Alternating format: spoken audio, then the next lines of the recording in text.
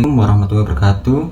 Perkenalkan, nama saya Muhammad Royhan dengan NIM 233700011. Di sini saya akan mempresentasikan pengembangan desain produk dengan rak meja TV dengan lift. Bab pertama, di sini saya akan menjelaskan latar belakang. Produk rak meja televisi dengan lift merupakan solusi modern yang dirancang untuk memenuhi kebutuhan tata ruang yang lebih efisien dan estetis di rumah, perkantoran, atau tempat umum. Rak televisi jenis ini dilengkapi dengan mekanisme pengangkat otomatis yang memungkinkan televisi bergerak naik dan turun sesuai kebutuhan. Dengan fitur ini, televisi dapat disembunyikan ketika tidak digunakan, memberikan kesan ruang yang lebih rapi dan minimalis.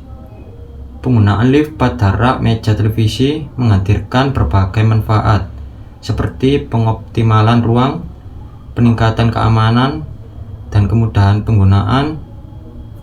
Produk ini juga memberikan fleksibilitas dalam penempatan televisi di berbagai jenis furnitur, seperti meja tanpa mengorbankan tampilan interior, seperti sistem pengangkat yang digunakan biasanya dioperasikan secara elektrik atau menggunakan remote control, sehingga memberikan pengalaman yang lebih nyaman dan modern bagi pengguna. Yang kedua, rumus masalah. 1. Bagaimana cara strategi pemasaran. Kedua, cara agar bisa mencapai target pemasaran. Yang ketiga, apa peran quality fashion development. Yang ketiga, tujuan proyek. Yang pertama, memahami bagaimana cara pemasaran produk. Yang kedua, memahami cara untuk bisa mencapai target. Ketiga, memahami apa peran QFD dalam produk rak meja TV dengan lift. Bab kedua yaitu landasan. A. Strategi produk baru. Yang pertama, keunikan produk rak meja dengan lift. Rak meja dengan lift dirancang untuk mengoptimalkan penggunaan ruang.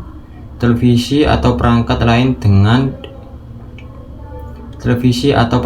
lain dapat disembunyikan di dalam meja saat tidak digunakan dan diangkat ke posisi yang nyaman saat dibutuhkan, menciptakan lingkungan yang lebih rapi dan modern.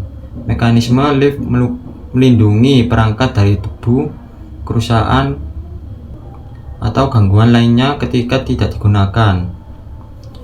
Yang kedua, segmentasi target pemasaran, yaitu ada 3.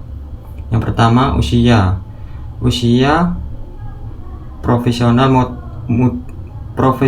muda dengan umur 25 sampai 45 tahun yang bekerja dari rumah atau membutuhkan ruang kerja ergonomis. Para pekerja yaitu seperti karyawan kantor, pengusaha kecil, pelajar, dan mahasiswa. Gaya hidup yaitu seperti konsumen yang mencari furnitur modern dan fungsional. Selanjutnya, B. Tantangan, yaitu dibagi ada 3. Yang pertama, teknologi yaitu tidak semua konsumen familiar atau percaya pada mekanisme lift dalam furnitur, sehingga memerlukan edukasi pasar tentang keunggulan dan manfaat produk. Yang kedua, persaingan. Banyaknya alternatif furnitur modern dengan harga lebih terjangkau dapat menjadi tantangan untuk menarik minat konsumen, terutama di pasar yang sensitif terhadap harga. Yang ketiga, harga. Produk dengan mekanisme lift biasanya memerlukan teknologi canggih dan material berkualitas, sehingga harga menjadi lebih tinggi dibandingkan furnitur konvensional. Hal ini dapat membatasi akses pasar pada segmen tertentu saja.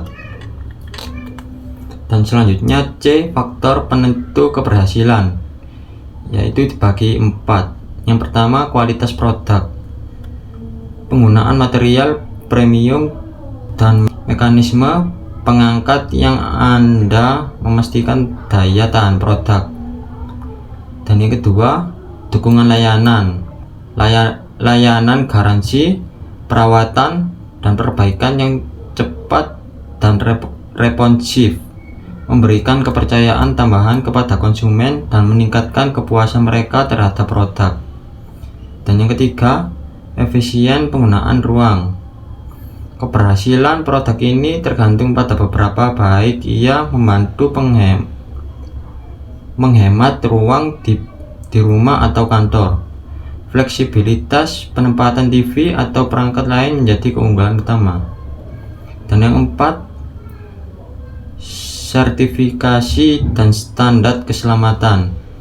Produk yang memenuhi standar keamanan dan sertifikasi resmi memberikan jaminan kualitas pada konsumen dan meningkatkan kepercayaan pasar. Dan selanjutnya D, mengidentifikasi dan mendekomposisi masalah, yaitu dibagi ada 3. Yang pertama, ketahanan mekanisme. Komponen mekanik atau elektrik pada lift bisa aus atau rusak seiring penggunaan dan mengurangi umur produk. Dan kedua, kesalahan penggunaan. Penggunaan yang tidak memahami cara mengoperasikan mekanisme lift dengan benar dapat menyebabkan kerusakan. Dan yang ketiga, pengaruh lingkungan. Faktor eksternal seperti suhu atau kelembapan dapat mempengaruhi kinerja mekanisme lift. Dan selanjutnya E, penyusunan konsep produk. Kansai Engineering atau QFD.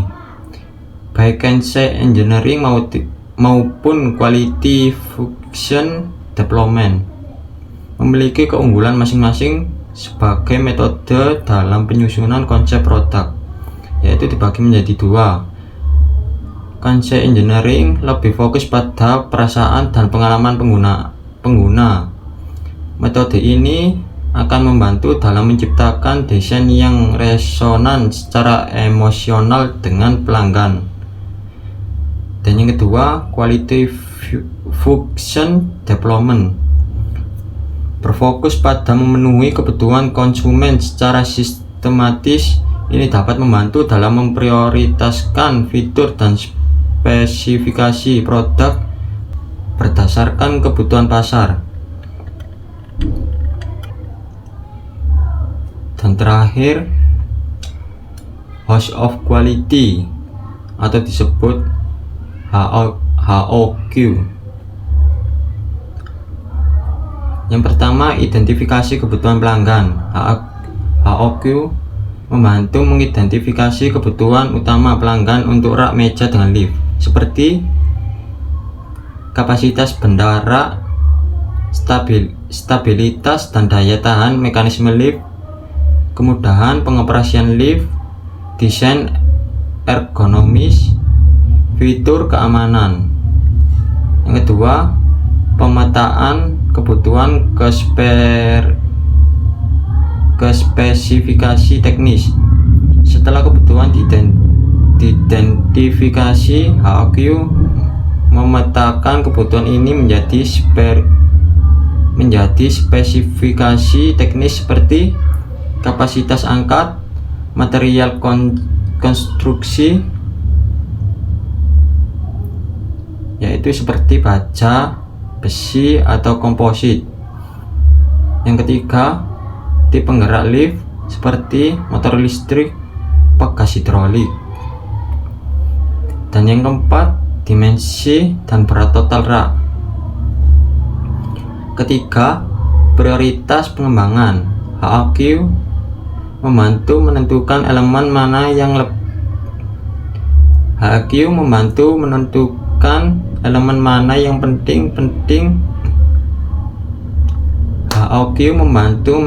elemen mana yang penting berdasarkan suara pelanggan. Misalnya, jika kemudahan pengoperasian lift sangat penting, pengembangan desain akan lebih difokuskan pada mekanisme pengangkat yang lebih halus dan nyaman. Dan yang keempat, evaluasi kompetitif. HAQ membandingkan produk dengan pesaing sehingga pengembangan rak meja dengan lift lebih kompetitif dalam hal harga, fungsi, dan kualitas. Dan yang terakhir, integrasi fungsional. Memastikan tim dalam berbagai departemen seperti desain, produksi, dan pemasaran bekerja sama untuk memastikan bahwa kebutuhan pelanggan diterjemahkan dengan baik ke dalam desain produk. Sekian dari saya. Bila ada salah kata, wassalamualaikum warahmatullahi wabarakatuh.